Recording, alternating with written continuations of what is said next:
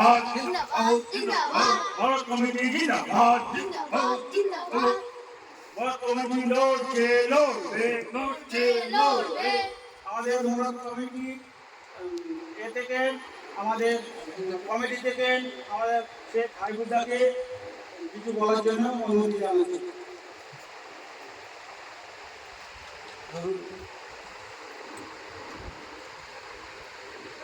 আজকে আমি কিছু বলার জন্য এসেছি। বলার আগে আমি শ্রদ্ধা ও ভালোবাসা দিয়ে প্রণাম এবং সালাম দিয়ে কিছু বক্তব্য আপনাদের শোনাব।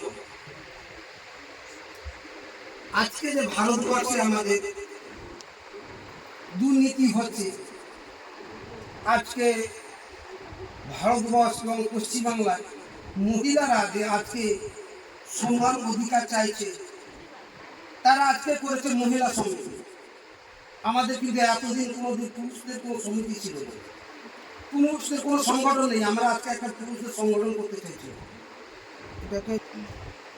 তাই পশ্চিমবাংলা এবং ভারতবর্ষ জুড়ে আমাদের পুরুষ সমিতি থেকে একটা সংগঠিত করা হয়েছে।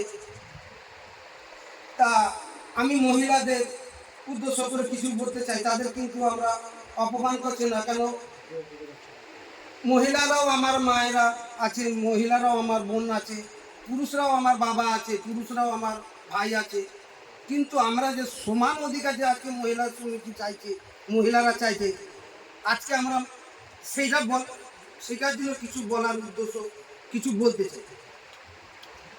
আজকে যে মহিলারা সমান অধিকার চাইছে, অবশ্যই সমান অধিকার দেওয়া হোক। এটা আমারও বক্তব্য, সমান অধিকার দেওয়া হোক। কিন্তু সমান নিতে হলে তো সবই নিতে হবে। তুমি নেবে উপরের আচর জমি আর ডোবাটা নেবে অন্যজন, এটা তো হতে পারে না। সমান চাইছেন আপনারা, সমান দেব।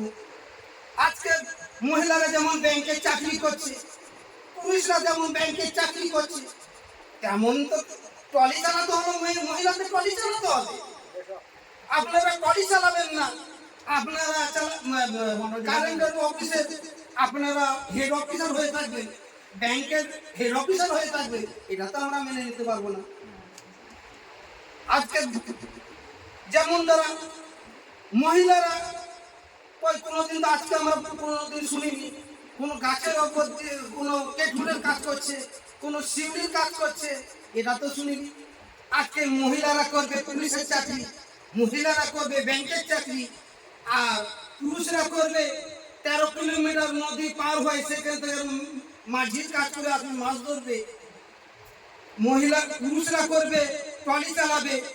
আমরা কলকাতায়, পশ্চিমবাংলার রাজধানী কলকাতায় আমরা দেখেছি যত ঠেলা গাড়ি চালায় কারা, মহিলারা না পুরুষরা। এইগুলোকে আমরা প্রতিবাদ জানাই। মহিলাদেরও ট্রলি চালাতে হবে, মহিলারাও মুখ্যমন্ত্রী হবে, পুরুষরাও মুখ্যমন্ত্রী হবে, পুরুষরাও ট্রলি চালাবে। এটাই হচ্ছে সমান অধিকার। এটাই তো, এর নামই তো সমান অধিকার। কি হচ্ছে সমান অধিকার? আমরা তো সমান অধিকার মেনে নিতে পারছি না। তাই আমাদের এই প্রতিবাদ সভা, এই সভাকে সারা ভারতবর্ষের পশ্চিমবাংলা সরকারকে মেনে নিতে হবে, নাহলে আমাদের তীব্র আরো আমাদের প্রতিবাদ হবে। যেমন পোশাকের কথা বলি, কোনো মহিলা যদি একটা প্যান্ট শার্ট পরে বেরিয়ে কয়, আমরা তো কিছু বলি না, কিন্তু আমরা যদি একটা সালোয়ার স্যুট পরে বেরিয়ে আমাদের সবাই নিন্দা করে, এটা তো হবে না। আমরা দেখতে তো মেনে নেব না। তাই আমাদের প্রতিবাদ সভা আমাদের লড়তে হবে। সারা ভারতবর্ষের মানুষ, সারা পশ্চিমবাংলা পুরুষ মানুষ এক হও, এক হও, এক হও, লড়তে হবে, লড়তে হবে, লড়তে হবে, লড়তে হবে। প্রতিবাদ সমিতি জিন্দাবাদ, প্রতিবাদ সমিতি জিন্দাবাদ।